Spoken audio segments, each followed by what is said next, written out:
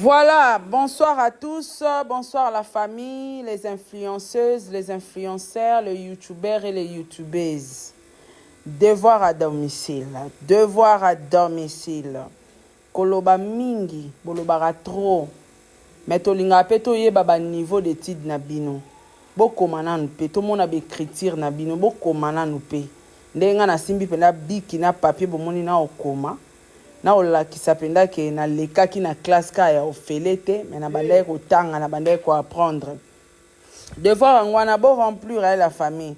Il faut vraiment bo remplir. Na pesa ngo na YouTube na papier duplicateur ti lelo muta réponda te ça fait des années. Lelo na ye nango lisusu na TikTok.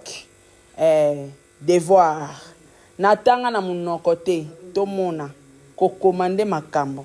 To mona msube écriture ba soso ko bima awa.